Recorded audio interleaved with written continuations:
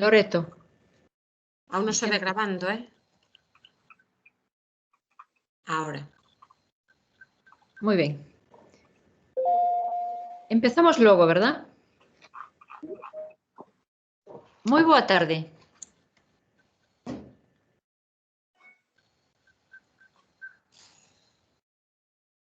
Moi boa tarde. Sí. O meu nome é Benita Silva, son a presidenta de Alumni USC. Bueno, digo porque mellor algunha persoa des que estades presentes non me coñecedes. Os mandamos un saludo moi cordial a todas as persoas que estades conectadas, dispostas a atender esta actividade da nosa asociación, a conferencia que nos vai a dar o noso querido socio, o doutor Gestal, que leva por título A pandemia da COVID-19, encarando a recta final. Bueno, un aire de optimismo se desprende deste título. Hai que adaptarse ás circunstancias, por iso vos ofrecemos esta charla por medio de Teams. E teño que dicirvos algo moi importante. Por favor, mantente as vosas cámaras e os vosos micrófonos apagados, porque do contrario podemos ter problemas. As preguntas ou comentarios que queirades facer mediante o chat, por favor. E tamén dicirvos que esta sesión vai ser gravada. Bueno, vou facer unha presentación do doutor Gestal dando só unhas pinceladas do seu amplo currículo. O catedrático Dr. Juan Gestal Otero é, na actualidade, profesor emérito de Medicina Preventiva e Saúde Pública da Universidade de Santiago. É tamén director da Cátedra de Hidroloxía Médica USC Balnearios de Galicia. É codirector do curso universitario de especialización en vacinas.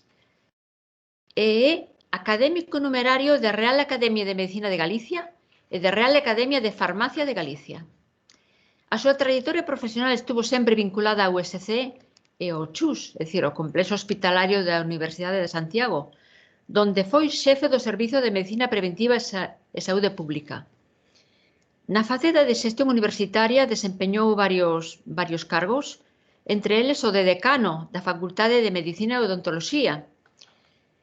Teño moi ben recordo da súa etapa como decano, porque sempre, todos os anos, invitaba a Alumni USC a estar representada na mesa presidencial dos actos de fin de grado. E sempre no seu discurso decía unhas palabras destacando o papel importante das asociacións de antigos alumnos e o interese de pertencer a Alumni USC. O doutor Gestal tamén desempeñou varios postos de xestión en organismos de sanidade pública. Por exemplo, foi director xeral de Saúde Pública da Xunta de Galicia. O seu labor investigador foi e sigue a ser moi intenso. Basta dicir que ten 27 libros publicados. Entre as distincións recibidas cabe citar a insignia de ouro da Universidade de Santiago, recibida no ano 2017, ano en que se xubilou administrativamente, formalmente, aínda que, como vemos, sigue moi activo. É fillo predilecto e medalla de ouro da Vila de Muros, de onde é natural. É medalla de ouro da Academia Médico-Cirúrxica de Santiago de Compostela. É doutor honoris causa pola Universidade San Luis Gonzaga de Ica, Perú. É académico correspondiente extranjero de las Academias Nacional de Medicina de Buenos Aires e de la Academia de Medicina de Paraguai. E para acabar, se me permitides, quero compartirvos unha reflexión. A especialidade que escolleu o Dr. Gestal é Medicina Preventiva e Saúde Pública. Unha especialidade quizáis menos popular que outras, pero que importante é esta área da medicina. Que importante. Todos temos claro que previr é mellor que curar. Pero, claro, para facer programas de prevención hai que facer investigacións profundas e investigacións clínicas. Unha liña de suma importancia, por exemplo, é a vacina, as vacinas. Saúde pública. Saúde pública. Sí. A que non sona isto? Un pouco abstracto? No. Se non tiñamos claro este concepto, desde logo agora creo que todos o temos. Porque a pandemia estános a facer ver o importante que é que nos coidemos cada un de nós para coidar e protexer a comunidade na que vivimos. Bueno, con isto acabo a miña intervención e paso a palabra ao doutor Gestal, desde logo a persona idónea para tratar o tema que hoxe nos preocupa e nos interesa. Doutor Gestal, tes a palabra. Boa tarde, buenas tardes a todos. Vamos a ver si soy capaz de minorizar esto, ampliar esto, hacer todas las cosas que hay que hacer y ahora compartir, a ver qué tengo que compartir hoy para compartir. Esto es lo que quiero compartir. Y vamos a ver si todo va bien. Vamos aquí a compartir la pantalla. Pero quiero cambiar de pantalla, usar presentación. Así. Bueno, está ya la presentación ahí, creo yo. Y voy a empezar. Primero, agradecer que se me haya invitado a dar esta charla en Alumni, porque es un placer hablar de lo que a uno le gusta. Y no es que a mí me guste la pandemia, que desearía que no hubiera la pandemia. Pero bueno, una vez que la hay, pues también es un tema que a los profesionales de la salud pública pues, nos entusiasma, ¿no? Bueno, llevamos 15 meses de pandemia y ya vemos la importancia de estas pandemias de una cada 100 años. Llevamos los datos a hoy, a las 3:10, hora del meridiano de Greenwich, 139 millones de casos, ya pasábamos de los 139 y estábamos cerca de los 3 millones de defunciones a nivel mundial, una letalidad a nivel mundial de un 3%. Bueno, la evolución de la pandemia en España, bueno, aquí, como recordáis, no se vio venir, se estaba en otras cosas y no se preparó el Sistema Nacional de Salud para hacerle frente. Cuando llegaron aquellos primeros casos, el 31 de enero y una semana de La Gomera y una semana después a Baleares, casos importados, pues se decía que, bueno, que aquí pues que prácticamente no nos iba a llegar nada de la pandemia. Se tardó en reaccionar y el número básico de reproducción en 2,5 o 3 que debía oscilar, pues cada persona contagia a otras 3 personas, estas a otras 3, aquí está calculado para un RU de 2,5, a la vuelta de 30 días tenemos 406 personas contagiadas. Esto es un aspecto clave de esta pandemia, porque la enfermedad se va repartiendo por ahí, difundiendo por ahí, en un momento determinado pega un disparo, explota y aumentan los casos de modo exponencial. Y fue lo que pasó. Aquí los casos empezaron sobre el 22 o 24 de febrero en Valencia, en Madrid, en Cataluña, y ya enseguida se comenzaron a partir del 8, 9, 10 de marzo, comenzaron a llenarse los hospitales y las unidades de cuidados intensivos. Del 10 de marzo al 9 de mayo, más de 260.000 casos. El día 14 se estableció la primera alarma, el primer estado de alarma.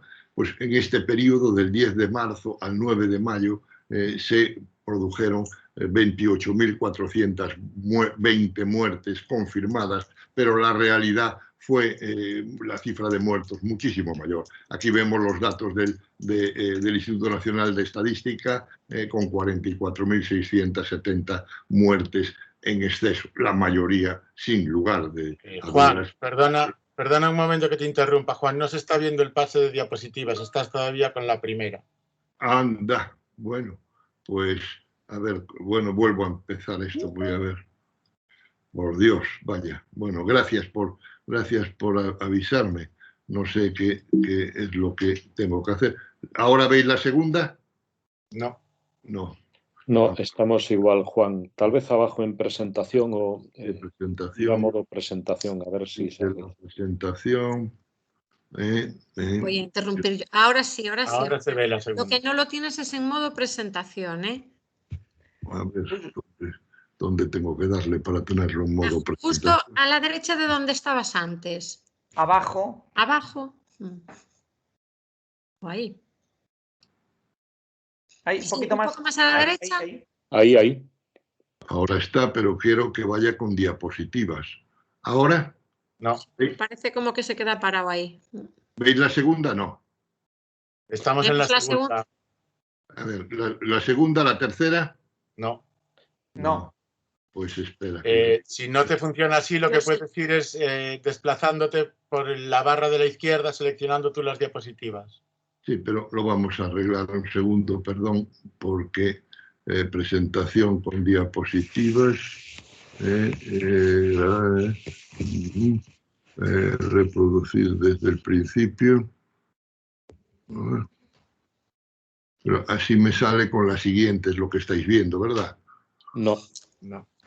Es No que se yo cambia, creo que no estás compartiendo el escritorio, estás compartiendo el PowerPoint. Si descompartes un momento y vuelves a compartir, seguramente... Vamos a ver. Fin de la presentación. Esto es el escritorio. Vamos a... Dale a compartir escritorio y entonces pones el PowerPoint en modo presentación. Exacto. Sí. A ver, ¿cómo es eso? Primero, profesor, debe anular la... Cierro las diapositivas. No. Cierre no comparta. Ahí. Ahí, vamos a ver. Ahora abro esto, pongo esto así. Y le doy aquí A compartir escritorio. compartir escritorio. Compartir escritorio. Y ahora le doy aquí ¿es esto? Ahora, modo presentación. Es aquí abajo a la derecha, ¿no? Sí. ¿Ahora está? No. Me cachis en la mar y luego. Qué horror. Qué horror. No pasa nada. Voy a probar yo cómo sería.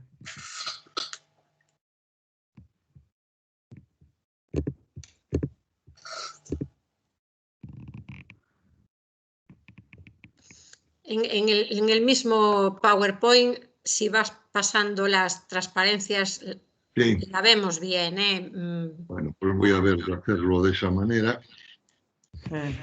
Sí, las vas pasando porque yo creo que si tenemos nosotros el Teams en pantalla grande, se ve perfectamente, ¿eh? Sí. Mira, Juan, Sí, me estás oyendo, ¿verdad? sí, perfectamente, sí. ¿No te importaría empezar otra vez? Sí, voy a empezar, pero... Porque ¿sabes qué pasa? Que entonces cortamos Para este trozo de la grabación.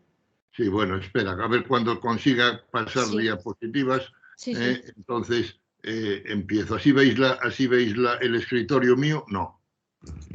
No. Vamos a decirle compartir. Espera, ¿qué pasa? Aquí me dice ocultar opciones de uso compartido. No, hombre. Bueno, debo de estar compartiendo varias cosas, yo me da la impresión. Arriba al lado del micrófono hay un botoncito con una flecha hacia arriba que es el de compartir.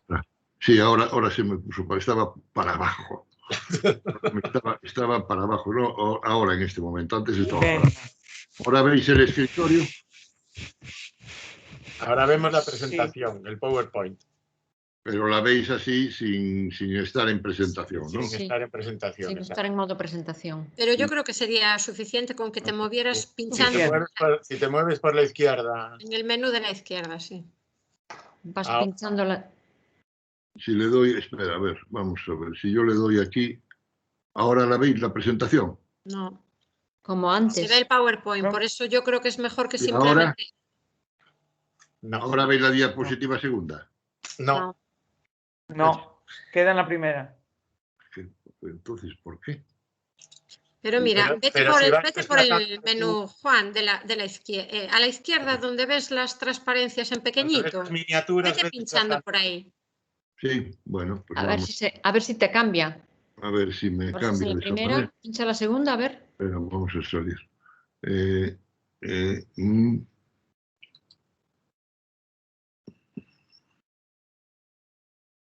No, me aparece aquí un tachado. Pero si vas pinchando en las miniaturas, va cambiando seguro y se ve bien, ¿eh? Pero tengo que... Vamos a ver. A ver ahora. Compartir contenido. Vale. Compartir. Y ahora tengo que darle aquí a la ventana del escritorio. Sí. Vale. Y ahora... ahora veis algo. Sí, le vamos a... Sí, pero te van cambiando. Comprueba si al pinchar las diferentes diapositivas te cambian. Así, sí. Ahí. A ver, pincha. Perfecto, Sí. perfecto. Bueno, pues Ya lo está. hacemos así. Bueno, pues ahora, Suficiente. vamos Perfecto, Juan. Sí. Si no te vamos. importa, te ruego que empieces otra vez. Pues vamos, si quieres. Vamos a... Cortamos este trozo. Sí, vamos a empezar. Cuando me digáis... Cosas que pasan.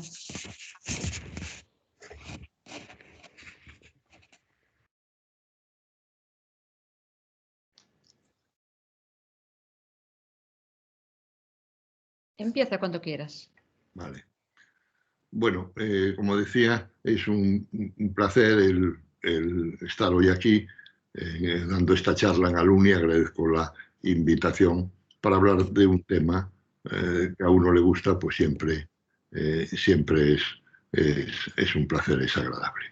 Bueno, la pandemia de COVID-19 encarando la recta final. Yo no sé si al decir el título estaba reflejando la realidad o reflejando más bien un deseo que creo que tenemos todos de encarar esa recta final. Pero yo creo que también que ya estamos cerca. Llevamos 15 meses de pandemia, ya muchísimo tiempo. Se han producido unos 139 millones de casos y casi 3 millones de defunciones. Bueno, la evolución de la enfermedad en España, aquí los primeros casos fueron casos importados, el primero en La Gomera y el segundo en las Islas Baleares. El primero fue el 31 de enero y aquí pues la evaluación del riesgo que se hacía era de que no íbamos a sufrir prácticamente nada con la pandemia. Y eso que habíamos estado viendo todo lo que pasaba en China, habíamos ya visto lo que estaba sucediendo, había sucedido en Irán, de ya transmisión comunitaria, y estábamos observando todo lo que pasaba en el norte de Italia. Bueno, aquí se estaba en otras cosas y no se vio venir y no se preparó el Sistema Nacional de Salud para hacerle frente, a pesar de que la Organización Mundial de la Salud estaba advirtiendo de que se adquiriesen respiradores, de que se adquiriesen equipos de protección personal. Es una enfermedad con un número básico de reproducción de 2,53, y vemos que enseguida, en poco tiempo, pues se extiende mucho la enfermedad. En un mes ya un caso va a dar lugar a la existencia de 406 casos. Y esto pues va a suponer, pues por tanto, un crecimiento exponencial y una presentación explosiva de la enfermedad, que fue lo que ocurrió en esa primera ola que se va a producir en los primeros días de mayo. El día 14 se declara el primer estado de alarma y se toman ya medidas de prevención. Del 10 de marzo al 9 de mayo, más de 260.000 casos y unas 28.420 muertes confirmadas y reconocidas por el gobierno del Estado, cuando la realidad es mucho mayor. el número de muertes en exceso en ese periodo fue de casi 45.000 y la gran mayoría de estas muertes, sin duda, fueron muertes debido a COVID. Lo que pasa que no había test, no se le habían hecho test a muchos de los pacientes, se les había dejado en las residencias, no se les había llevado al hospital a luchar. Muchos seguramente, o algunos al menos, habrían podido salir adelante. Más de 50.000 trabajadores sanitarios en ese periodo se infectaron y cerca de 20.000 personas fallecieron en las residencias de mayores. Fue en realidad un tsunami que nos pasó por encima.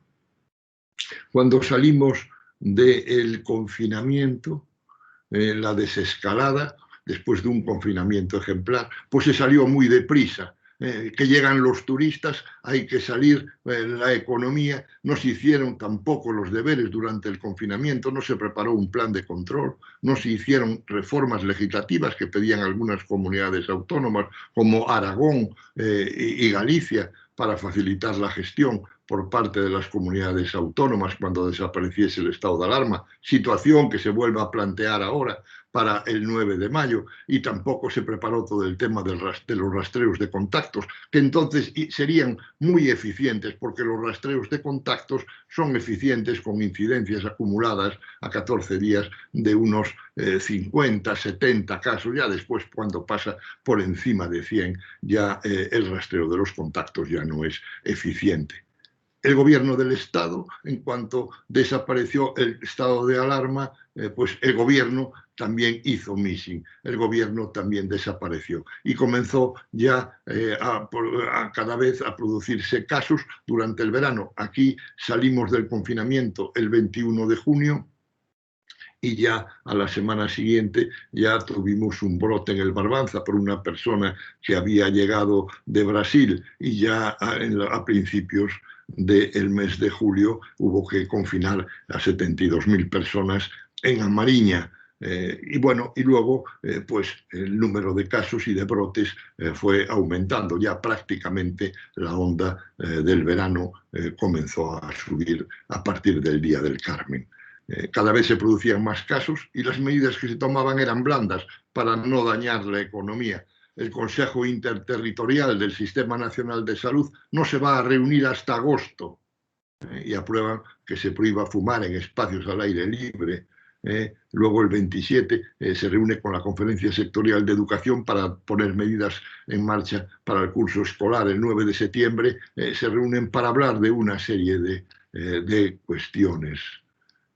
El 30 de septiembre había ya unas incidencias terribles en algunas ciudades y se adoptan unas medidas para esas ciudades de más de 100.000 habitantes con incidencias acumuladas superiores a 500 casos por 100.000 habitantes, una barbaridad, con porcentajes de test positivos por encima del 10%. El 5% es lo que señalaba la Organización Mundial de la Salud, y el CDC europeo hablaba de un 3% para hablar de que la enfermedad estaba bajo control o estaba descontrolada.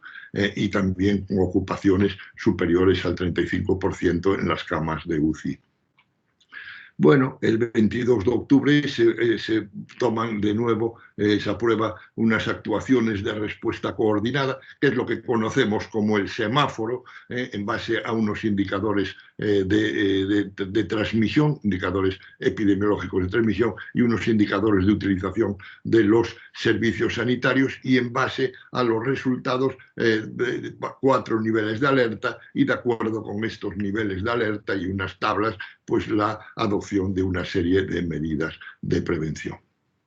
Esto es el 22 de octubre, pero ya el 25 la situación era terrible y se declara el segundo estado de alarma. Este segundo estado de alarma que se prorrogó hasta el 9, que termina ahora el próximo 9 de mayo. Se alcanza el pico de esta, que se ha llamado ya la del verano y la del otoño, se la ha llamado la segunda ola. El 1 de noviembre se alcanza el pico con incidencias de 529 casos por 100.000 habitantes a los 14 días. y luego comienza el descenso.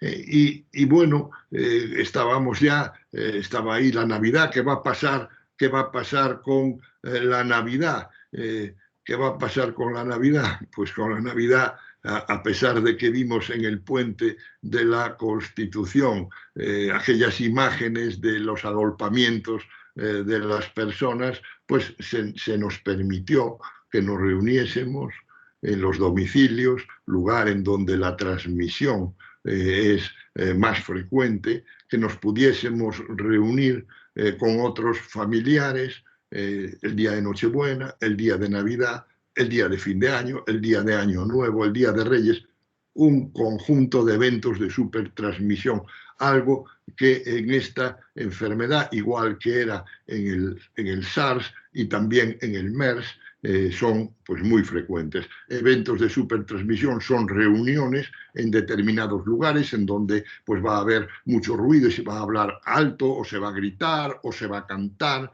en donde se van a relajar las medidas de prevención y donde es posible, por tanto, que se produzca la transmisión de la infección. Y así fue. Además, estábamos empezando el invierno, al final del otoño, en donde la humedad relativa es más baja, lo que favorece la formación de aerosoles, y bueno, tuvimos el pico más alto de las tres ondas en enero, en esta onda de invierno, que ya hemos bajado y que ahora en algunas comunidades pues ya está subiendo, apuntando a una posible cuarta onda. La situación nuestra en Galicia es mejor, pero cuidado, se están aflojando las medidas y esta enfermedad enseguida sube, y bueno, si queremos evitar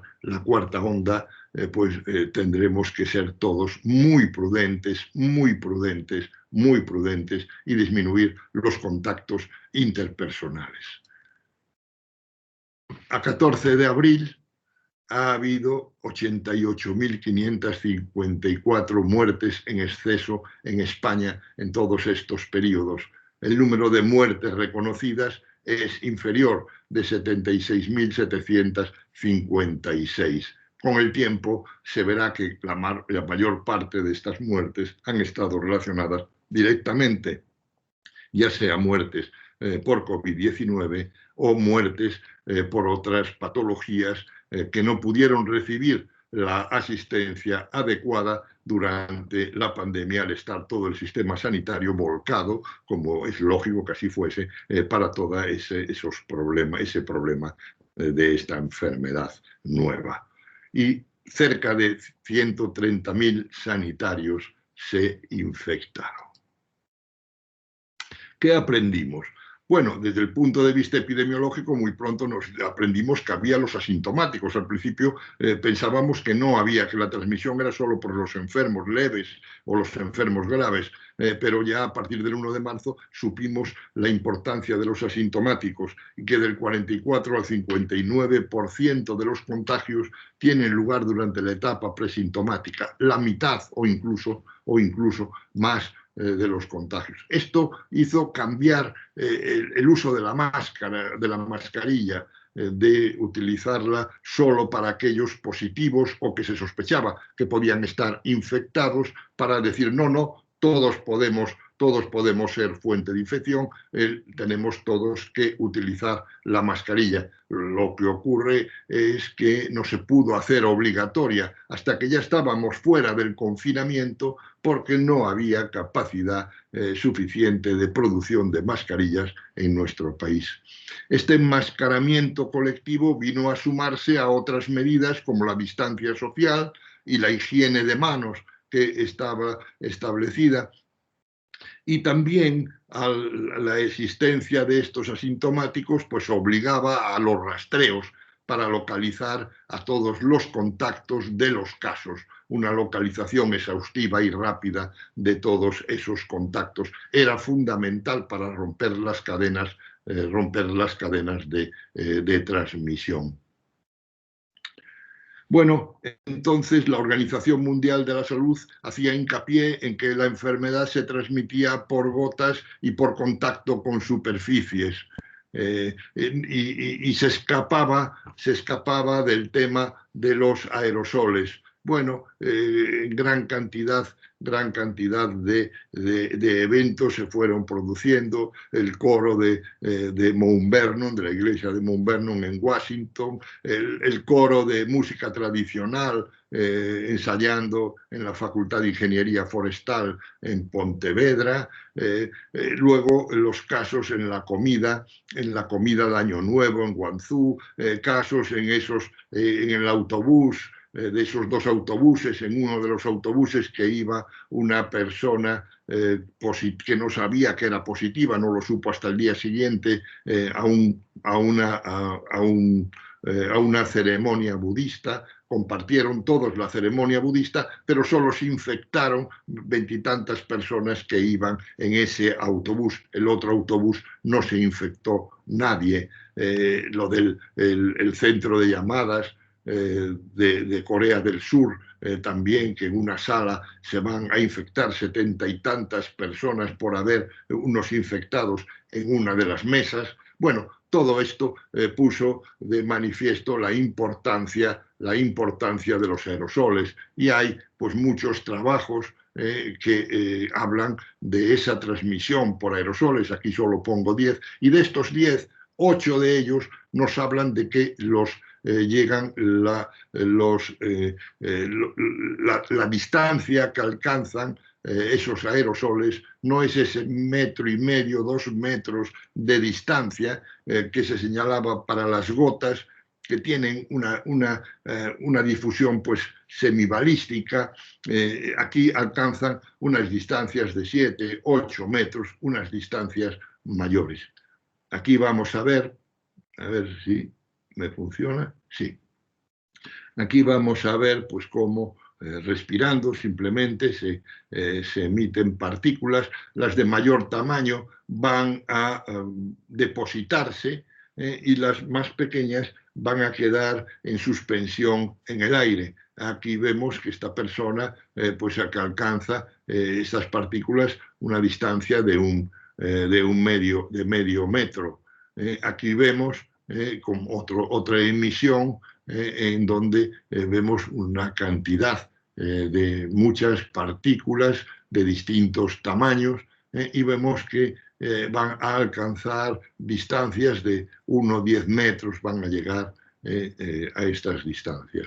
Pero tenemos también, por ejemplo, en un estornudo o en la tos, que vamos a ver ahora, en donde se van a alcanzar unas distancias mayores. Realmente es una nube en cuyo interior va a haber partículas de distinto tamaño, y que vemos aquí una distancia de 7, 8 metros que puede alcanzar. Si nosotros estamos callados, también estamos al respirar eliminando partículas, y dependiendo del tiempo que estemos en ese ambiente, que se esté en ese ambiente, habrá menos o habrá más partículas. Si se está hablando, la cantidad de partículas que se elimina es mucho mayor, y si se grita o se canta es todavía mayor. Entonces todo esto nos hizo pensar y ya señalar la importancia de los aerosoles. Y aunque la Organización Mundial de la Salud no dio su brazo a torcer, el CDC de los Estados Unidos y el ECDC europeo ya reconocieron enseguida la importancia de la transmisión por aerosoles, y la Organización Mundial de la Salud de facto también, puesto que los portavoces que hablan en los medios de comunicación están recomendando medidas para los aerosoles. Exterior mejor que interior. En los interiores usar una mascarilla FP2, mantener la distancia y la higiene de manos, la ventilación de los locales, la baja ocupación, el poco tiempo de estancia en esos locales y utilizar el teletrabajo. Las mascarillas FFP2 es importante utilizarlas porque la mascarilla quirúrgica o la higiénica no nos protege de los aerosoles en estos lugares. Pero estas mascarillas tienen que estar bien colocadas. Cuando se empezamos a utilizar en el hospital este tipo de mascarillas, las FFP2 y las FFP3, del Servicio de Medicina Preventiva, estuvimos informando a los compañeros médicos de otros servicios cómo había que utilizarlas, y teníamos un pulverizador con una solución dulce, y una vez que estaba bien ajustada la mascarilla, le pulverizábamos alrededor, y si la persona percibía el sabor dulce en la boca, es que no estaba bien colocada. Yo sí que puedo decirles que no las llevamos bien, habitualmente no las llevamos bien. Habría que llevarlas, en vez de sobre las orejas, habría que llevarlas atrás o atadas, o hay ahora unos plásticos que permiten las dos gomas de las orejas, pues juntarlas atrás. La mascarilla, si va bien puesta, tiene que estar molestando un poco, apretándonos un poco. Bien, en esta tabla vemos la importancia de todo esto que hemos ido sabiendo, como en azul riesgo de transmisión bajo, en amarillo medio, en rojo alto. Vemos si la ocupación, baja ocupación exterior y bien ventilado, y vemos este otro lado, elevada ocupación interior y mal ventilado, y aquí vemos si se usa mascarilla y la exposición es corta, si se usa mascarilla y la exposición es prolongada, más riesgo. Si no se usa mascarilla, aunque sea exposición corta, riesgo. Y si no se usa mascarilla y exposición prolongada, más riesgo. Vemos como todos estos factores influyen. Y también hemos sabido que el contacto con superficies y objetos, pues que tiene muy poca importancia, no tiene toda aquella importancia que se le había dado. Sí, el mantener, yo soy un profesor de salud pública, la limpieza de las superficies y todo eso está muy bien, el lavado y higiene de manos, desde luego que también tenemos que evitar estar tocándonos por la posibilidad de que alguno haya llevado las manos a la boca o a la nariz y pueda tener secreciones y pueda, si está infectado, contaminar a otra persona. Pero toda aquella cosa terrible que se hacía en relación con el contagio de superficies, etcétera, no es necesario, no tiene de importancia. Otros mecanismos de transmisión vertical o transmisión a través de la sangre o transmisión fecal oral, pues no se ha visto que exista, a pesar de que hay receptores ACE2 en las células del intestino y se elimina también por las heces, pero no se ha visto que eso tenga importancia. Y aprendimos más cosas, creo yo. Voy a decir algunas y habrá muchas más que seguro que a los que me están escuchando se les ocurrirá. Yo creo que nos dimos cuenta de la necesidad de ser autosuficientes como país cuando no teníamos respiradores, cuando no teníamos mascarillas. Hemos visto la importancia, y estamos viendo, y la envidia que nos da, la importancia de la investigación y de la inversión en biotecnología, no solo por parte de la administración, sino por parte también de los empresarios.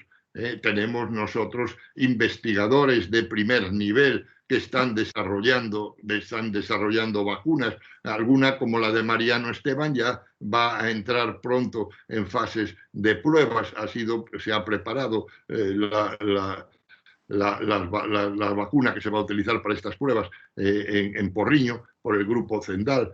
Tenemos los replicones de Luis San Juan, que está trabajando en una vacuna por inhalación. La vacuna de RNA mensajero que trabaja Felipe García en el Clínic de Barcelona, con el que pues le prepara las nanopartículas María José Alonso, o Vicente Larraga con los plásmidos, que está también trabajando y muy adelantado. Vacunas que algunas de ellas yo espero y creo que se van a llegar a utilizar, porque para vacunar a toda la población mundial hacen falta muchas vacunas. También vimos la necesidad de rediseñar el modelo de atención de los mayores. porque hemos visto que el modelo que teníamos de residencia no era adecuado, hacía aguas por muchos lados.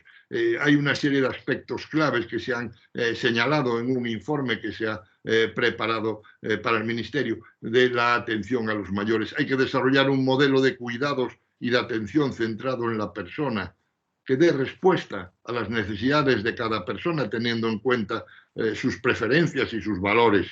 Hay que explorar alternativas a las residencias, como el propio domicilio. Aparentemente, una mayoría desearían poder quedarse en su domicilio. Pisos con servicios asistidos, comunidades de convivencia, ver el modelo danés de residencias que sean como pequeños núcleos, como si fueran pequeñas viviendas. Eso facilitaría, en caso de una pandemia, el aislamiento, el buen aislamiento. Y luego, en las residencias, pues toda una serie de mejoras estructurales y arquitectónicas, eliminar las barreras, permitir una mayor privacidad y aislamiento de los resistentes, con habitaciones individuales, mejorar el confort, y bueno, opciones todas que tienen que ser, por supuesto, accesibles y viables económicamente para las personas y no generar desigualdades. También hay que desarrollar la asistencia sociosanitaria, que no se había desarrollado, potenciar la asistencia sanitaria en las residencias, avanzar en la coordinación e integración de la atención sanitaria y social, que garanticen la calidad de la atención y la calidad de vida de los mayores, vinculando la asistencia sanitaria de las residencias con la atención primaria, desarrollando la historia clínica y la historia social, electrónicas, censo informático de los residentes, vías prioritarias de consulta o ingreso hospitalario, creación de unidades de cuidados intermedios entre el hospital y la residencia o el domicilio, potenciando los aspectos tecnológicos, telemedicina, sensores para prevenir caídas, botón del pánico, control de errantes, monitorización de signos vitales y mejorar, por supuesto, la formación y las condiciones contractuales y económicas de los trabajadores de las residencias para hacer que ese trabajo sea un trabajo atractivo.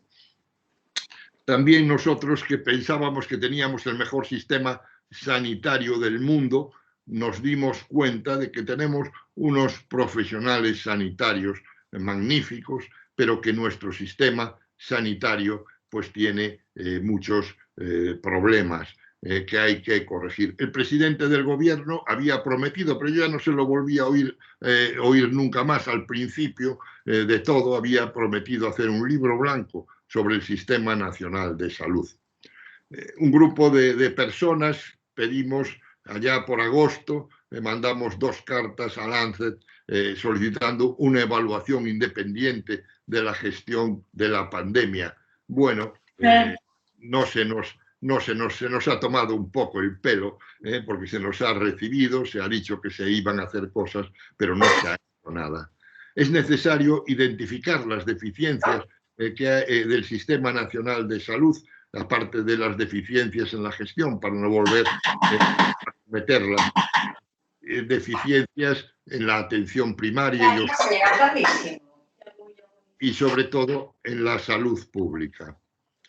En cuanto a las necesidades de mejoras del Sistema Nacional de Salud, en atención primaria y en atención hospitalaria, es necesario aumentar los recursos humanos, renovar tecnología que no se había renovado porque la crisis del 2008 no lo permitía, y recursos humanos que se habían jubilado y no se habían repuesto, se habían jubilado a los 65 años y había disminuido la capacidad de respuesta de nuestro Sistema Nacional de Salud. Y hay que también mejorar la gestión y organización del trabajo, disminuyendo las actividades burocráticas y dejando más tiempo para que el médico haga medicina.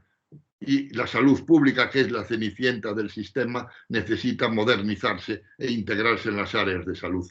En nuestro país, la Ley General de Sanidad de 1986 supuso un avance importante y una mejora importante en nuestro Sistema Nacional de Salud, junto con la Ley de Especialidades, que hizo de los médicos generales una especialidad, medicina familiar y comunitaria, y la formación de estos profesionales una formación reglada de 4 años que ha permitido mejorar su capacitación, la creación de centros de salud para prestar la atención allí, atención en equipo. Pues eso supuso unos avances extraordinarios, pero la salud pública se quedó en las provincias, se quedó en las antiguas jefaturas provinciales de sanidad, que con diferentes nombres, direcciones provinciales de salud, se quedó alejado del resto de la atención sanitaria.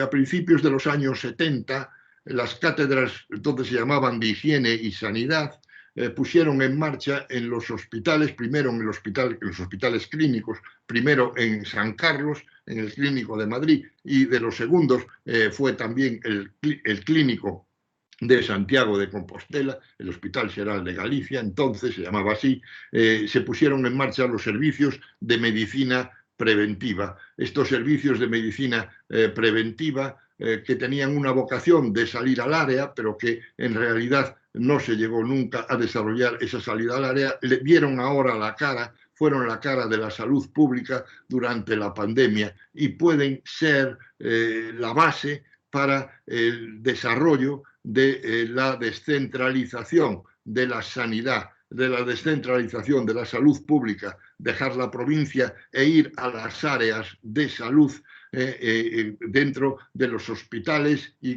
fuera, y con actividad fuera del hospital, en conexión con la atención primaria y mejorando la vigilancia epidemiológica, dotando a la salud pública de los adecuados recursos humanos y de la tecnología. Y bueno, y hay un tema que ahora es un tema en discusión de nuevo, si es necesaria o no una normativa legal para la gestión de las pandemias, sin tener que recurrir a esas medidas extraordinarias del estado de alarma. Los juristas tendrán que decirlo. Y bueno, y ya encarando la recta final, tenemos ahí la amenaza de las variantes. En septiembre aparece la variante inglesa, en octubre la variante sudafricana, en enero la variante brasileña, que se diagnostica por primera vez en Japón, y aparte de una serie de mutaciones, tienen en el gen S unas mutaciones, estas cepas, la inglesa, la mutación N501Y, que le da una mayor transmisibilidad, la sudafricana también esta mutación, y además la E484K, que le permite el escape inmune, escapar de la inmunidad que nos ha producido el haber padecido la enfermedad o la infección, y de la inmunidad que nos proporcionan las vacunas. Y la brasileña, que también tiene ambas mutaciones y también, por tanto, mayor transmisibilidad y también el escape inmune, y que, bueno, se ha visto en Manaos, que había alcanzado, se había visto afectado un 76% en la primera ola de la primavera del año pasado hasta octubre, y que han vuelto a reinfectarse. Bueno, y eso pues nos ha alarmado mucho por la posibilidad de que se puedan, alguna de estas variantes, producir nuevas reinfecciones a personas que ya han pasado la infección, la enfermedad, o incluso que ya están vacunados. Estas variantes las conocemos a estas tres como VOC, variantes de importancia mayor, porque son aquellas que tienen o mayor transmisibilidad o mayor gravedad o una capacidad para evadir la respuesta inmune. Pero hay otra serie de variantes. Este virus es un virus RNA. Todos los virus RNA son virus que cuando se reproducen cometen errores, pero este virus no es como el virus de la gripe, que comete errores, muchos errores. Este comete menos errores porque produce unas sustancias que le permiten corregir corregir parte de esos errores, pero a pesar de eso, pues sí, ahí se han producido muchas variantes. Estas que acabo de presentar pues son las de mayor interés. ¿Habrá cuarta ola? Bueno, pues esto no lo sabemos. Ahora tenemos ya un gran desarrollo de vacunas. Hay 173 en estudios preclínicos y unas 64 en estudios clínicos, y ya tenemos una serie de ellas que ya se están utilizando. Aquí en azul vemos las que tenemos en la Unión Europea, la de Pfizer, la de Moderna, la de Oxford AstraZeneca y la de Janssen. Esta última ahora parada unos días por el tema de los trombos, del que voy a comentar después. Pero tenemos también expectativas de nuevas vacunas. Novavax, que es una vacuna de subunidades proteicas, que se están preparando los antígenos, se están fabricando aquí en Porriño, y CureVac, que es una vacuna de RNA mensajero de un laboratorio alemán que se ha unido con GSK también para el desarrollo de esta vacuna. Esta vacuna CureVac de RNA mensajero esperamos poder tenerla en mayo, junio, igual que Novavax. Quizá Novavax pueda llegarnos un poco antes. El tipo de vacunas, estas vacunas utilizan la plataforma de RNA mensajero, la de Pfizer y la de Moderna, utilizan vectores virales, van a ser adenovirus humanos o de chimpancé, y de sus unidades proteicas. Hay otras también en China, pero no las he puesto aquí. Aquí he puesto la de Pfizer, que tiene una eficacia de un 95%, y la de Moderna, un 94%, que tienen unas exigencias importantes de conservación. Y luego tenemos la de AstraZeneca, que utiliza adenovirus del chimpancé, adenovirus 26 del chimpancé, con una eficacia de un 70-77%, que ya se puede conservar en nevera. La de Janssen, que también congelada tiene que estar también a -15, -25, pero después puede estar hasta 3 meses en nevera, una vez que se ha descongelado. Utiliza el adenovirus humano 26, la Sputnik rusa, que utiliza 2 adenovirus, uno para la primera dosis, el 26 del chimpancé, y el humano 5 para la segunda dosis, y que tiene una eficacia del 91,6%.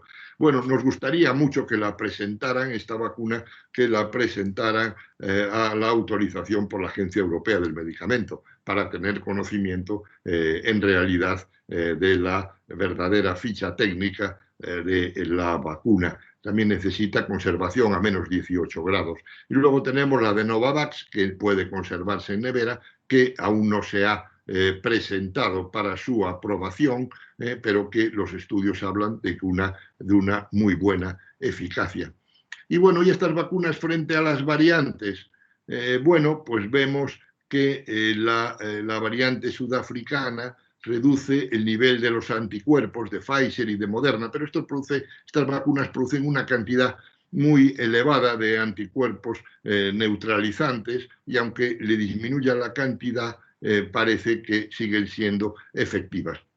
En cambio, con la de AstraZeneca se vio que reducía la eficacia a algo menos del 20%. En Sudáfrica, que la iban a utilizar, optaron por dársela a otro país y utilizar otra vacuna. Con relación a la brasileña, pues la de Pfizer tiene la misma eficacia que la europea, que frente a la europea o la británica, en la de AstraZeneca también. En la de Janssen parece que hay una reducción del nivel de anticuerpos, y de la de Moderna faltan datos para pronunciarse. En cuanto a los efectos secundarios de las vacunas, todas más o menos, pues pueden producir dolor, molestia en el lugar de la inyección, fatiga, dolor de cabeza, dolores musculares, dolores articulares, escalofríos, fiebre, hinchazón o dolor a la palpación axilar, hinchazón en el lugar de la inyección, enrojecimiento en el lugar de la inyección. Todos estos efectos son efectos de poca importancia, son efectos de poca duración, 1 día, 2 días, perfectamente tolerables, en algunos casos pues con un paracetamol.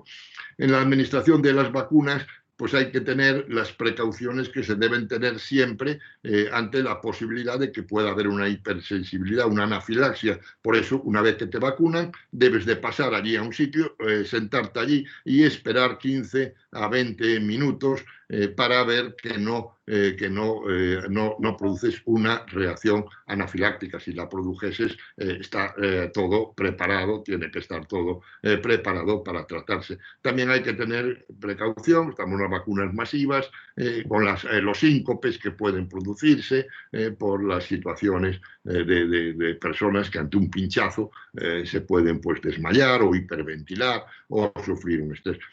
La trombocitopenia y trastornos de la coagulación, bueno, es un pinchacito, bueno, en personas que tuvieran mucho riesgo habría que tomar más medidas, pero en general no va a haber problema. Los inmunodeprimidos pueden vacunarse, pueden responder menos, quizá la respuesta sea menor. No se han probado en embarazo y en lactancia. Para la lactancia, al no ser gérmenes vivos, pues no tiene problema, pero en el embarazo no se recomienda, incluso el evitarlo 2 meses después de la dosis, y lo que tampoco pasa nada, se han vacunado a personas embarazadas. Es una medida de precaución porque no se ha estudiado.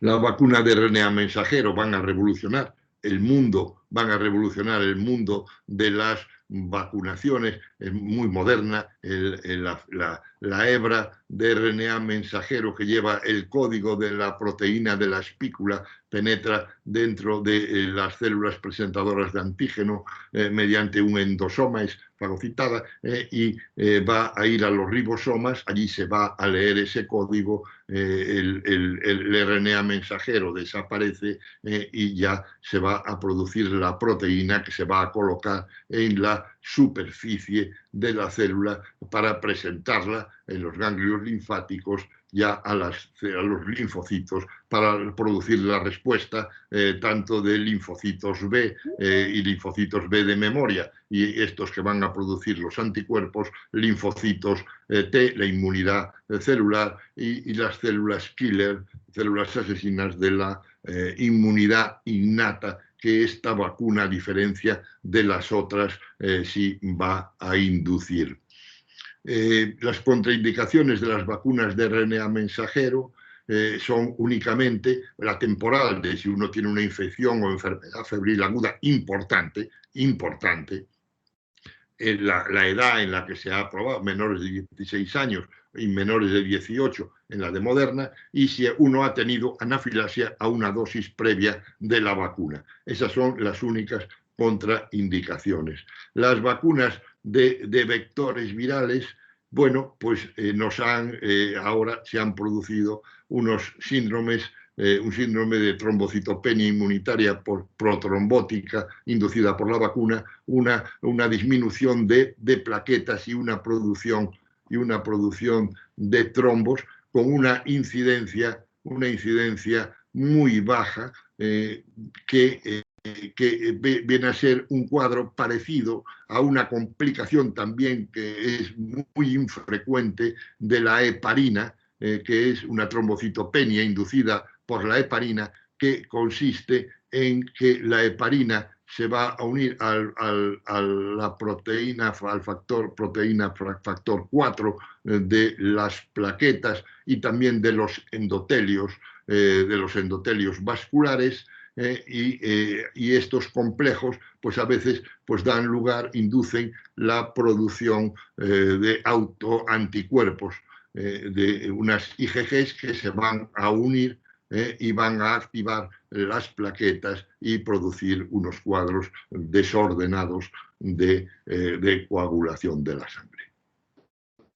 Parece ser que la explicación de estas trombosis de senos venosos profundos cerebrales, abdominales, que se producen con la vacuna de AstraZeneca y que se ha visto que también produce la vacuna de Janssen, pues que se deben al vector del adenovirus, que hay ya descritas unas trombosis de senos venosos profundos tras una sepsis por adenovirus y se deben a unos autoanticuerpos anti la proteína factor 4 que va a provocar esa activación de las plaquetas y esa trombosis.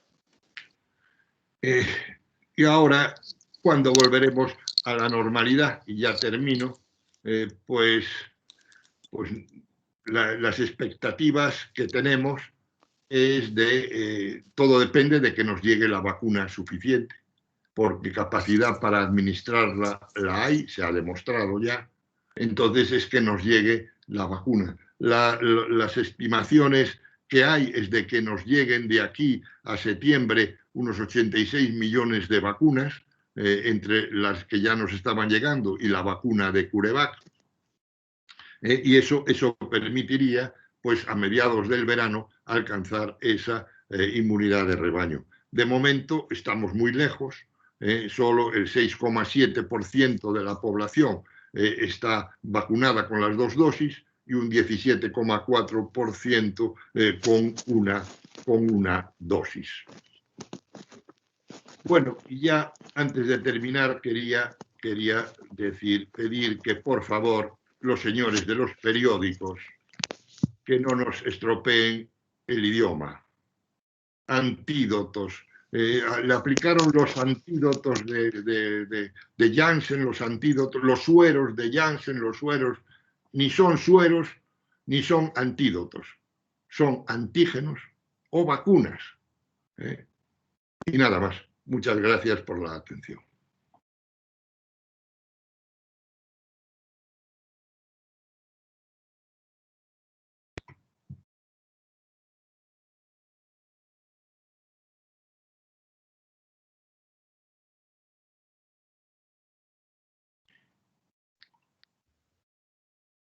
Tienes la cámara apagada, la voz.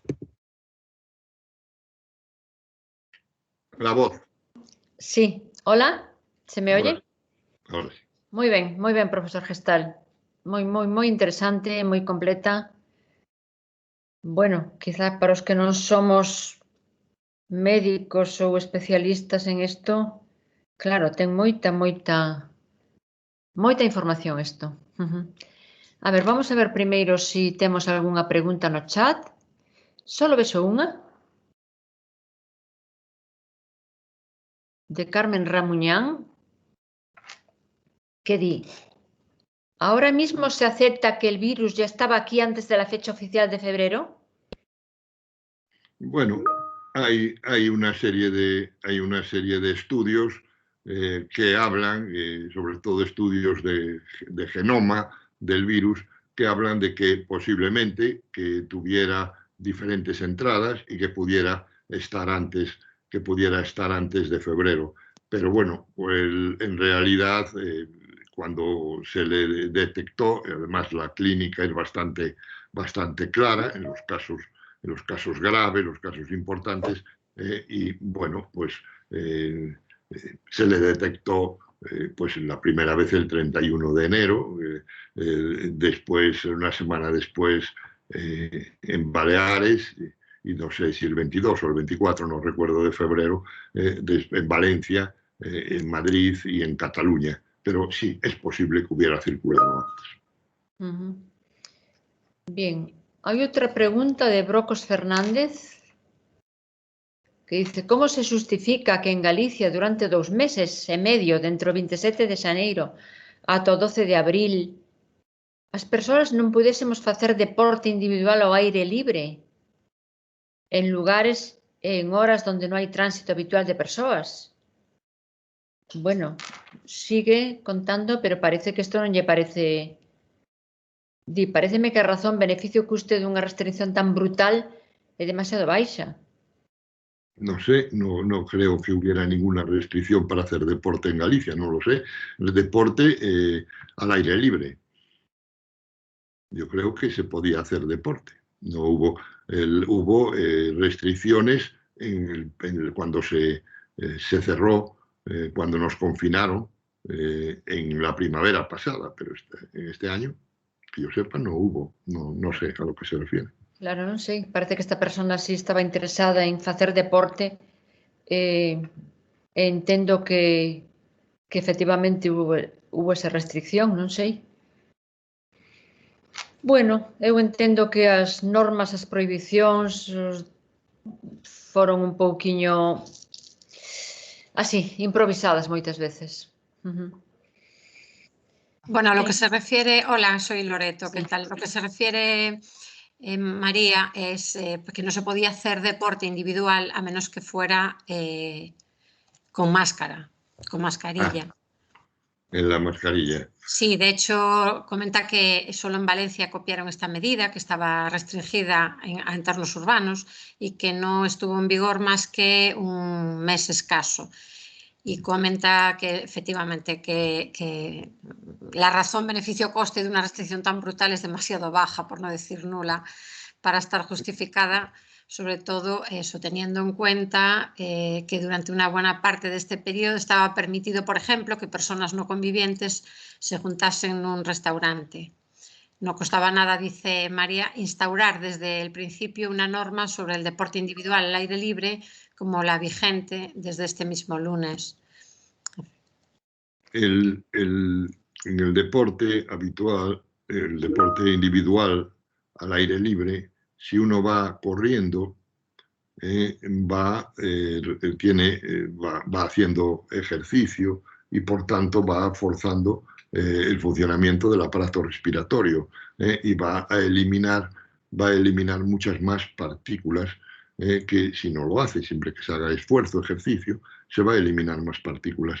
Y si uno va corriendo por el medio de la gente, por la ciudad, yo creo que debe llevar mascarilla. Lo que no tiene sentido, obviamente, si uno va corriendo por el campo, ¿no? Que es diferente. Pero si uno va por la ciudad, debe llevar mascarilla, aunque el riesgo de la transmisión fuera de los lugares cerrados es menor, pero si uno está corriendo y pasando por cerca de otras personas, y si uno que no lo sabe es un supertransmisor, que puede eliminar unas cantidades de virus muy importantes, al hacer ejercicio puede eliminar una cantidad mayor. Entonces sí puede suponer un peligro. Yo entiendo y se han explicado con gráficos y demás el cómo se expulsa y se pueden eliminar esas cantidades de virus. Yo entiendo esa prohibición o esa limitación, es decir, que haya que usar una mascarilla si uno hace el deporte y va corriendo por la ciudad donde hay gente. Si uno corre por donde no hay gente, la verdad que no tiene sentido. Ben, aquí outra pregunta. Inés Toca di parabéns pola charla e quería saber si teremos que poñernos a vacina todos os anos como a da gripe, unha vez que a pandemia se supere. Bueno, eso non o sabemos aínda, eso é algo que non sabemos.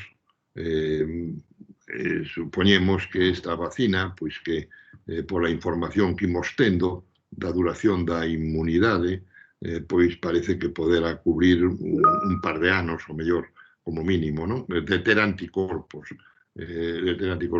Outra cousa que despois, aparte do que son os anticorpos humorais, está a memoria inmunolóxica que se activa ao volver a contactar cos antígenos, outra vez con un virus similar, e tamén está a inmunidade celular, que tamén ten un papel importante na defensa frente ás infeccións. Pero, bueno, contestando, ceñíndome escuetamente a pregunta, de momento non o sabemos, como non sabemos se o virus vai a quedar ou se vai a ir. O SARS en 2002-2003, en 2003 prácticamente a partir de xuño de 2003 xa foron uns goteos, de 2004 xa deixou de circular. O MERS, que é outro pariente, o síndrome respiratorio de Oriente Medio, pois está camiñando hacia a extinción, está diminuindo, non sabemos se tamén se desaparecerá. Este sería bo que desaparecera, non? Pero bueno, temos outros 4 coronavirus, os do catarro común que levan con nosotros xa moitos anos que se quedaron, viñeron para quedar. Moi ben. Carmen pregunta, que opina sobre a segunda dosis da vacuna de AstraZeneca? Que alternativa considera máis adecuada? Bueno, moitas grazas e felicitacións. As autoridades están reflexionando sobre este tema, supóñome que buscando información, informándose, non? Eu da información que puden acceder a ela, pois non hubo ningún caso que a segunda dose de AstraZeneca, en persoas que xa habían recibido a primeira, que a segunda dosis non tuveron ningún tipo de problema, con máis de 5 millóns de dosis administradas. Bueno, isto pois falaría a favor de poñer a segunda dosis tamén de AstraZeneca, nas que non presentaron ningún problema. Outra opción é utilizar outras vacinas, estáse mirando, xa se había empezado a estudiar isto no Reino Unido, de poder utilizar outras vacinas, por exemplo, utilizar as de Pfizer ou a de Moderna para esa segunda dosis, ou utilizar, que sei eu, por exemplo, pois ou utilizar a segunda dose da vacina da Sputnik 5, que na Sputnik 5 utilizan dous virus, un adenovirus 26 para a primeira dosis e un adenovirus humano 5 para a segunda dose. Esa podría ser outra opción, pero bueno, aquí non a temos porque non a someteron a autorización da Axencia Europea do Medicamento. Pero, bueno, habrá que ver cales son as alternativas que nos dan as autoridades. Eu barallo estas. Bueno, hai outra pregunta de María Asunción Laje, pero está moi relacionada con esta. Pregunta si la seguridad de la vacuna AstraZeneca es suficiente. ¿Y solo con una dosis sería suficiente? Bueno, pues esa es otra alternativa. El que queden con esa dosis, con una dosis, ya hay una respuesta, ya puede haber una respuesta de un 60, un 70% a lo mejor, ¿no? Con una dosis. Lo que pasa que con la booster se consigue un incremento muy importante de anticuerpos, pero esa sería otra de las opciones, quedar con esa dosis. Sí, luego Carmen dice, ¿puede comentar hasta qué punto se están utilizando os soros de pacientes que superaron o COVID a outros pacientes ingresados nos hospitais? Bueno, ¿Poderían haberse evitado mortes? Vamos a ver, non se conseguiron os éxitos que se esperaba co uso de suero dos convalecientes, ¿no? Quizá porque isto se está utilizou en pacientes xa moi graves. Non sabemos se o mellor se utilizase antes en pacientes con cuadros clínicos máis leves, se podría ser máis beneficioso.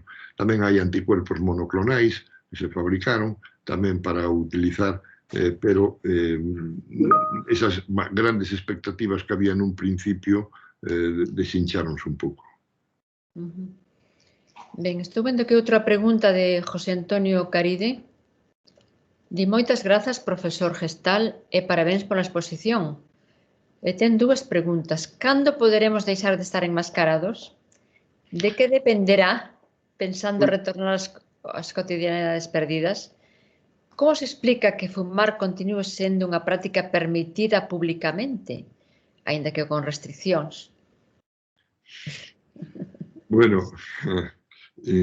cando deixaremos a máscara? Pois, vendo o que pasa en Gibraltar, o que pasa pois no Reino Unido, pois ao mellor, cando consigamos, hai que ver como está a situación, cando consigamos esa inmunidade de grupo, si xa, porque agora imos a ir vendo que a medida que se vai vacunando máis xente, maior porcentaxe de persoas vacinadas, pois o virus vai a ter dificultade para circular, para encontrar susceptibles os que infectar, non? De momento, os vacinados teñen que seguir utilizando as medidas de protección igual, porque a pesar de que se veu aí parece que, por os datos de Israel, que as persoas vacinadas non transmiten o virus, na maioría, porque pode haber casos leves, porque a protección non é o 100%, a protección das vacinas é o 100% da morte, o 100% dos cuadros graves que exigen hospitalización, pero non o 100%. Tuvemos casos en residencias, en persoas vacunadas, eran asintomáticos, pero non sabemos se poden infectar. Por tanto, deben de manterse as medidas.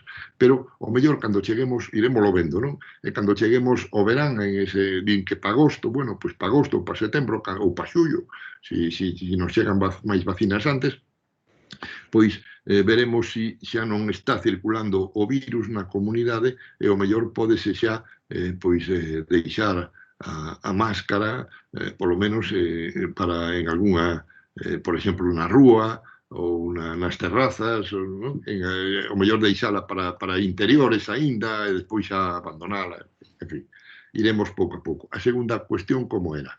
A segunda pregunta. Ai, perdón.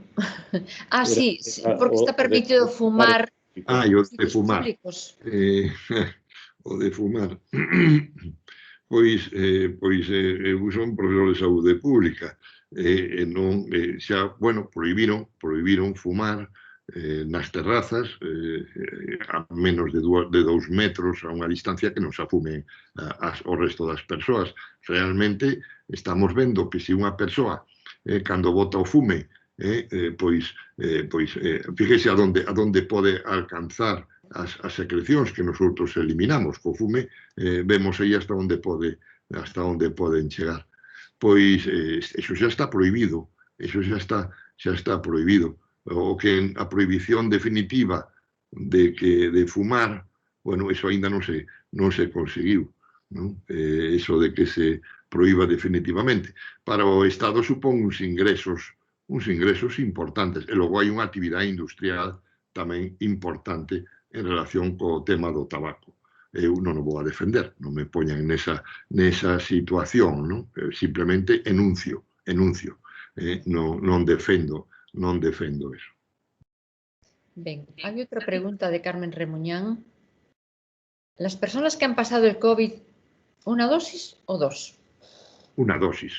Una dosis. Yo creo que una dosis, porque esas personas, sobre todo, si han tenido un cuadro clínico de cierto, bueno, con manifestación clínica, un cuadro con manifestación clínica, si ha habido si le han determinado anticuerpos, si ha habido anticuerpos, está clarísimo que una sola dosis.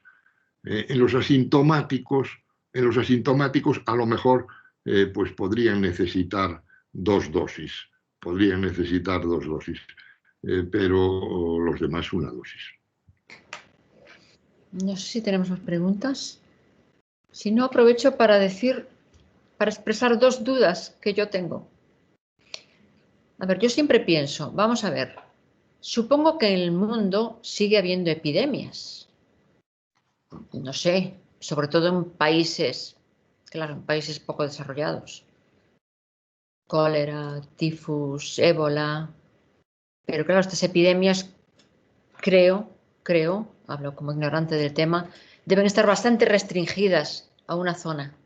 Sin embargo, esta es una pandemia absoluta. Está en el mundo entero. ¿Qué pasó con este virus? ¿Por qué esta transmisibilidad tan enorme?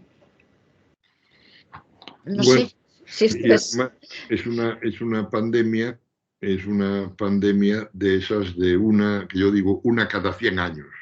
Esta la podemos equiparar a la pandemia de gripe española, de la gripe del 18. Sí. Es a lo que con la que la podemos comparar. Bueno, pues la gran transmisibilidad del virus, y la gran susceptibilidad de la población. Y los virus respiratorios,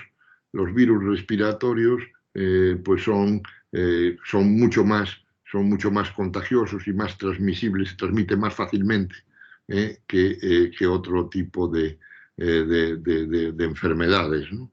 Y por eso tenemos esta terrible pandemia. Y otra pregunta que yo tengo, porque yo he conocido casos de convivientes, parejas, en las que una persona se contagia y la otra no. Que tenemos ahí, algunas personas tienen una defensa especial o qué pasará. Pues no, es una pregunta muy interesante. Bueno, no podía yo hablar de todo y no dije nada de esto, pero es que esta es una enfermedad que se transmite fundamentalmente por supertransmisores, personas que tienen cargas virales altas. Y efectivamente hay matrimonios en donde uno está infectado y el otro no, y duermen juntos y hacen toda la vida común y no están, y el otro no se infecta, ¿no? Un 20% transmite al resto, al 80% restante. Un 20% de infectados. Lo que no sabemos cuáles, pero generalmente van a ser personas con cargas virales altas. Y bueno, luego también los supertransmisores suelen tener una vida social amplia, o sea, son personas que están en muchos sitios o que van, y eso ayuda a difundir. Otras veces no, también se puede ser transmisor sin tener una vida social tan grande, pero vamos, no tendría tanta trascendencia, no tenían tanta trascendencia. Por eso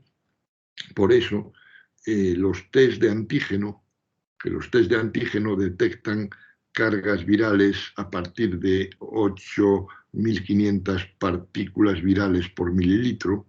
La cantidad que se considera para producir la infección son 1.000 partículas virales por mililitro.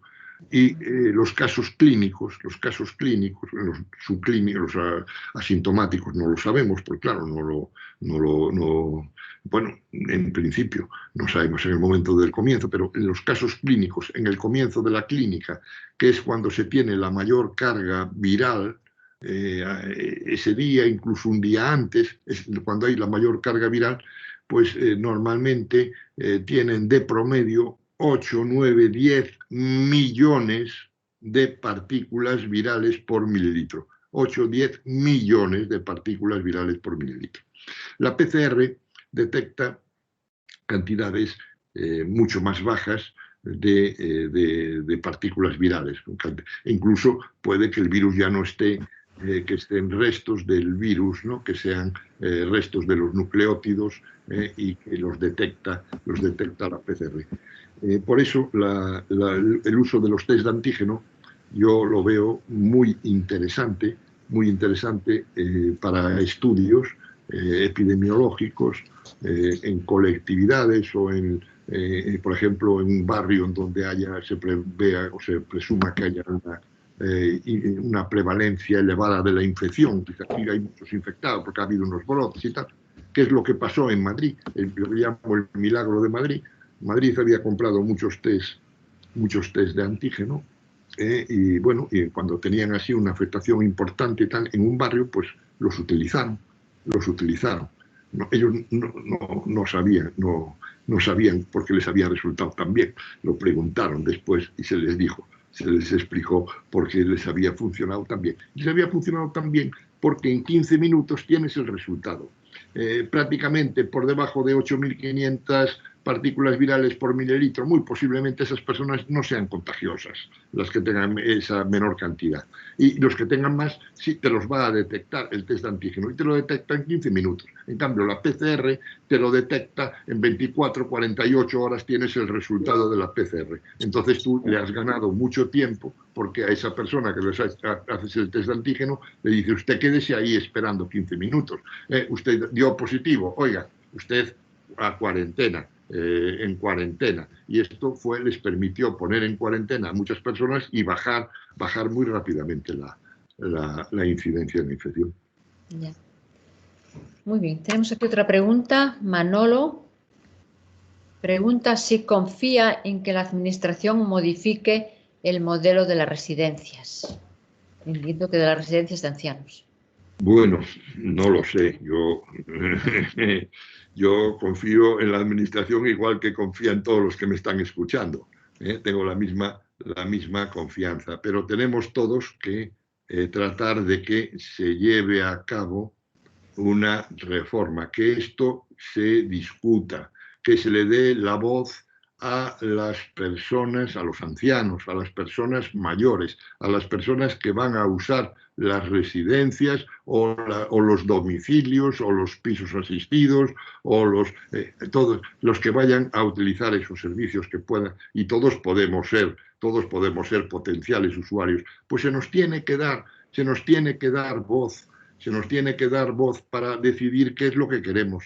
Y eso debe analizarse y luego debe buscarse soluciones que sean acordes a nuestros bolsillos, obviamente, ¿no? Hay que buscar soluciones que podamos pagar, pero que sean temas de los cuales se abra una amplia discusión en la sociedad.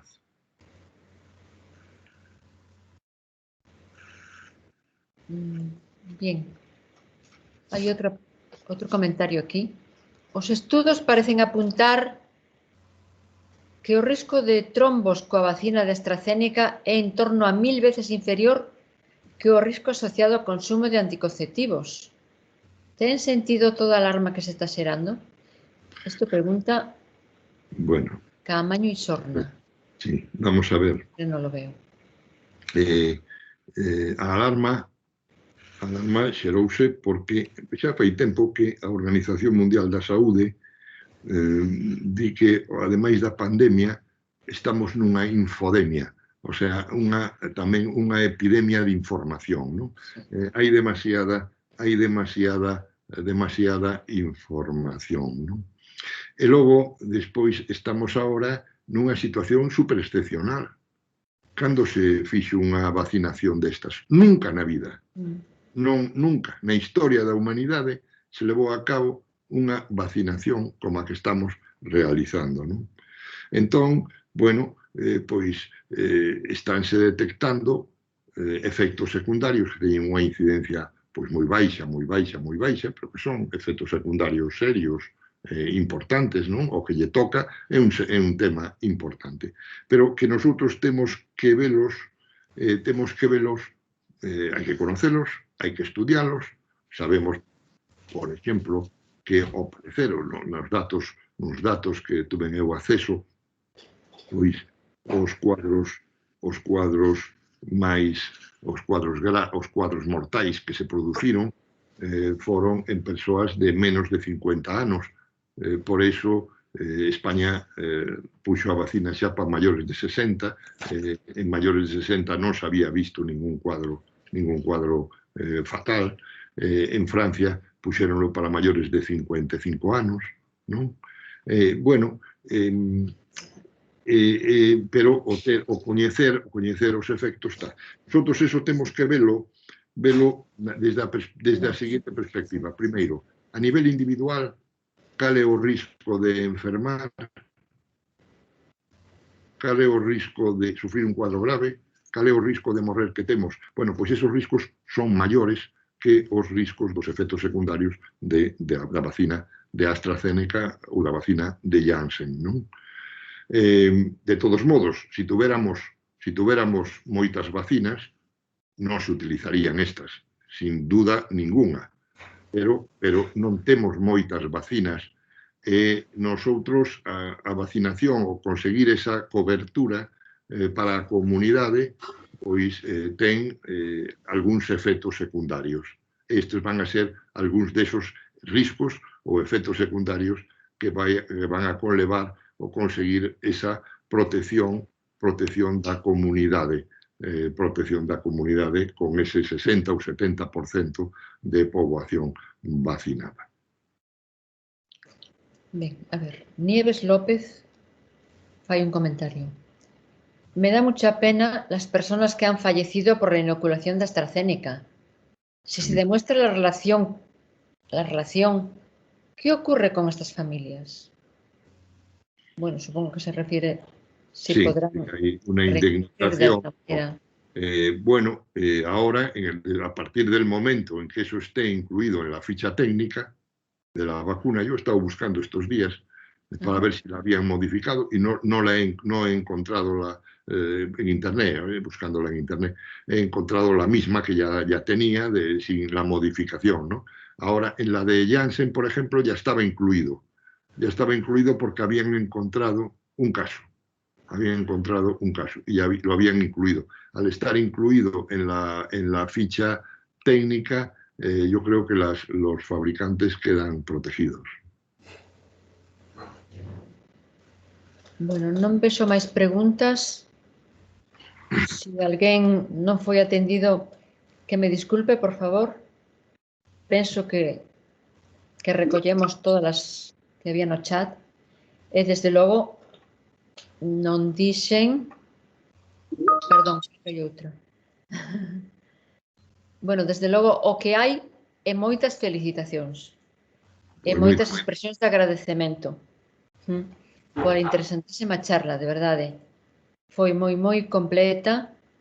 Bueno, desde logo, o que eu deduzco de todo isto é que se está aprendendo moito con esta pandemia, verdade? Se está aprendendo moito. Estudios de campo, estudios clínicos, bueno, o que está clarísimo é o que xa sabemos, que a responsabilidade individual é fundamental para tratar de acabar con esta pandemia. Pero claro, eu tamén me xurde outra pregunta. Ben, nos países máis desarrollados, vamos a decir así, sí, acabaremos vacunando un porcentaxe moi alto da población. Pero claro, que está pasando, por exemplo, en moitos países de África? Que está pasando en moitos países dos que non oímos ningunha palabra? O virus supoño que tamén chegou aí. Hai vacunas? Están vacinando as persoas? Porque claro, neste mundo globalizado no que vivimos, de nada vale que en España estemos todos vacunados e todos xa moi protegidos, porque claro, nos chega unha persona de outro país e nos pode traer o virus. Isto ten que ser unha vacinación, unha protección a nivel mundial para que sexa efectivo, porque este virus é terrible. Digo. Sí, nos países menos desenvolvidos, pois o acceso ás vacinas é menor, o acceso aos test diagnósticos é menor, o acceso aos tratamentos é menor.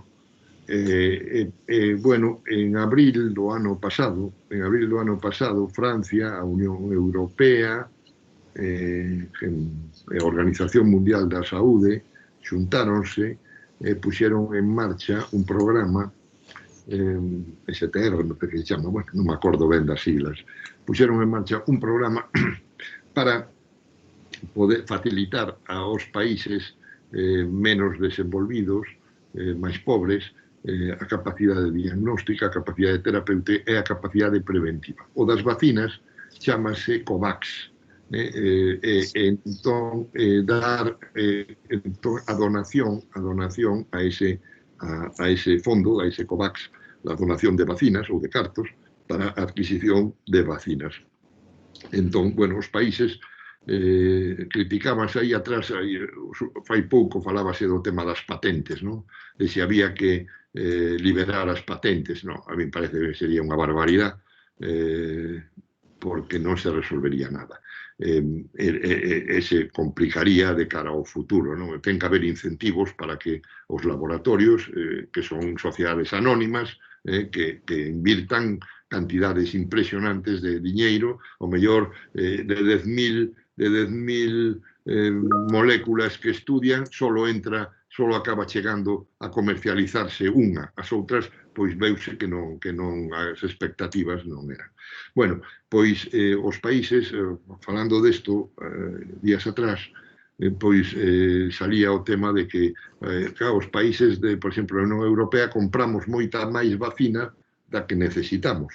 O presidente do goberno noso decía que nos van a chegar 86 millóns de vacinas de aquí de abril a setembro. Para España, esas son para España. Co cual, bueno, será verdad ou non será verdad, os políticos, eles fan os seus cálculos, non? Unha base ten que ter. Moi ben, eses 86 millóns vannos a sobrar vacinas. Esas vacinas vanse donar.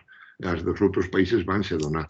Eu non sei, se fóramos anxos, pois dábamos a nosa, non? E despois, pois, xa nos vacinaríamos nosotros despois, ao final. Eu creo que non somos santos os países e queremos primeiro protexernos nosotros e, por suposto, axudar tamén os demais. Pódense ir facendo donacións, tamén se están facendo a COVAX para axudar. Despois, os países, por exemplo, de África, antes nunha das tablas, a primeira, me parece que poñía, África, pois víase menos afectada, pero seguramente está máis afectada, pero non temos sistemas de vigilancia, de comunicación de casos. E, por outra parte, tamén moitos desos países menos desenvolvidos son países con unha poboación máis xoven, e, por tanto, tamén poden sufrir cuadros menos graves, porque nos xóvenes esta enfermedad pois é máis leve, non? Moi ben, bueno, creo que xa é unha última pregunta. Considera que as medidas de relaxación que se van a tomar estes días deberían pospoñerse ata ter máis vacinados? Sería interesante aumentar os cribados? Atrevo a dicir que sí. Vamos a ver. Eu hoxe me preguntaban isto na televisión de Galicia, despois non puxeron nada disto que me preguntaron, porque se preguntan moitas cousas, gravan todo e depois poñen uns nanosegundos, non? Pero me preguntaban que eu opinaba, que eu son máis de aguardar despaciño, vamos a modo, e agora eu esperaría, estábamos en 70, 40 a 7 días, 70 a 14 días, eu esperaba que baixara a 25, a 50, a 25, incluso por debaixo de 25, e cando estuven así nunha boa situación, que se fala un pouco de stop COVID, de cero COVID, que non quere dicir cero absoluto, sino baixar a unhas cifras que xa, pois, iso que non teña importancia, e depois abriríamos, seguro que en mellores condicións. Pero a vida é así, están se abrindo, e agora en Vigo está aumentando a incidencia en Vigo, e, bueno, o que temos é o que acabas de decir ti fai un momento, de que temos que ser moi prudentes todos. A clave da prevención está, aparte de cumplir as medidas de distancia, de uso de máscara, de higiene de mans, a clave está disminuir ao máximo os contactos interpersonais, e facer un pouco de burbullas. O sea, eu teño 2 ou 3 amigos, e reúnome con esos 2 ou 3 amigos que só se reúnen comigo ou con outros 2 ou 3, e que, por tanto, digamos que é como que hai unha certa protección, porque con cantas máis persoas diferentes contactemos, máis risco hai de que se poda producir a transmisión. É a segunda pregunta a segunda parte da pregunta. Bueno, sobre os cribados. Sería interesante aumentar os cribados. Sobre os cribados. Pois, mira, os cribados, para que sean eficientes, teñen que facerse en colectivos nos que se presuma que a incidencia da infección, a prevalencia da infección nese colectivo é moi importante, é elevada. Si a prevalencia da infección é baixa, como os cribados que se fixeron na universidade, que non se conseguiu nada, facer, non sei, miles de cribados para detectar moi poucos. Hai que orientalos ben para que sean eficientes. Hai outro tipo de cribados que se fan con outra finalidade. Pfizer es la que más protege, un 95%. Hay otra... A la Moderna es un 94%, o la Moderna... No, la otra está parada. La Janssen está parada. Sí. Para ese micrófono. Perdón. La AstraZeneca entre un 70 y un 77. Nada más. Y las otras un 95. La Pfizer y un 94. Bueno, perdón. Por favor. Esa persona que está falando... Ya, pero bueno. Apaga o micrófono, por favor. Claro. O si quieres tomar a palabra, avisa, pero... Claro. Nada, no pasa nada. Mire, la otra, o sea, los cribados para localizar asintomáticos tienen que estar bien dirigidos. Luego hay otros cribados que son los que se hacían en las residencias o los que se hicieron también en personal sanitario de primera línea. A eso te llaman. Para detectar a los infectados en esos colectivos. Ahí lo que se pretendía era detectarlos precozmente para que no se produjesen brotes con casos en los ancianos y brotes en el personal sanitario para que no tuvieran que coger baja y quedar los servicios desatendidos. Esas son las dos utilidades que tiene. No, en este momento yo no creo que los cribados sean muy eficientes. Si no se están bien dirigidos, no debemos andar haciendo cribados. Bueno, y ahora sí que esta ya es la última pregunta, muy interesante. ¿Qué opina de la vacunación obligatoria? Es Catalina quien pregunta. ¿Qué opina de la vacunación obligatoria? Yo no soy partidario de la vacunación obligatoria en absoluto. Yo soy partidario de la vacunación voluntaria, del convencimiento de las personas para que se vacunen. Aquí en España solo hubo 2 vacunas que fueron obligatorias. La de la viruela y la de la difteria. Y hace muchos años que ya dejaron de ser, muchísimos años que dejaron de ser obligatorias. No, la vacunación debe ser voluntaria. Otra cosa es que en determinadas circunstancias puntuales pueda exigirse o pueda hacerse obligatorio el recibir una vacuna por riesgo para los demás, en situaciones muy puntuales. Y esas situaciones están reguladas. Esas situaciones se pueden manejar con la Ley de Medidas Especiales de Salud Pública de 1986.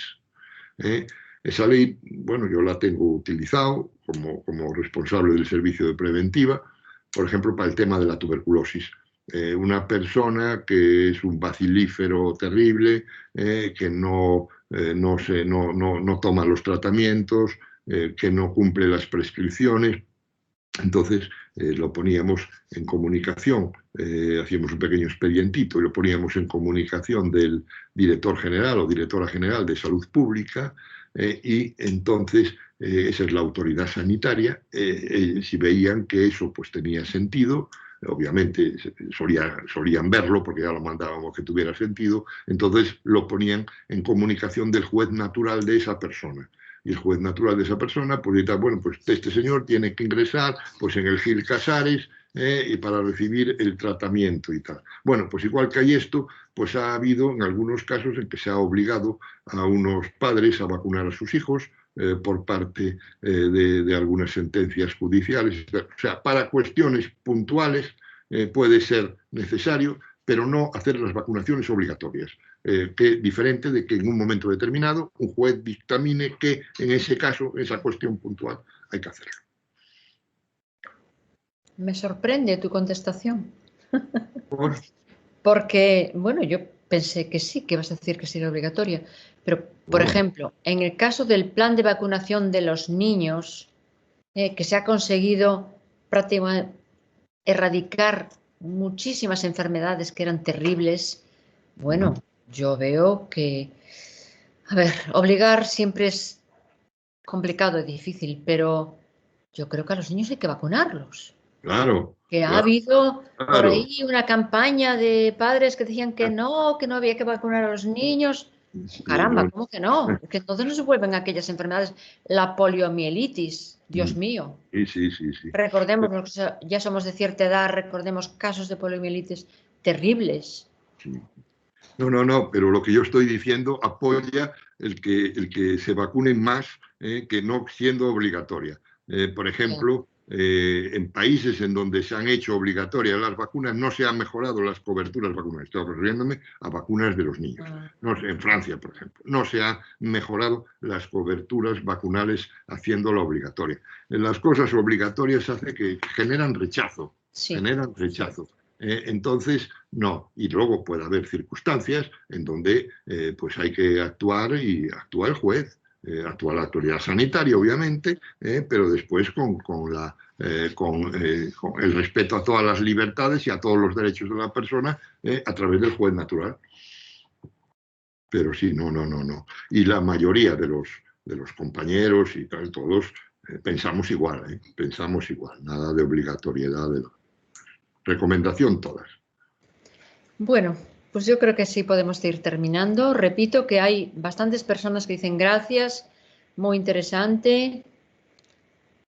Pues muchas gracias a todos ellos, muchas gracias a todos ellos. Muchas gracias, Juan, porque de verdad, yo creo que estás haciendo un trabajo estupendo. Y el hecho de que hayas venido aquí a contarnos a nuestra asociación, a tu asociación, tú eres un socio de siempre, eres un socio veterano, pues te agradecemos muchísimo esta colaboración.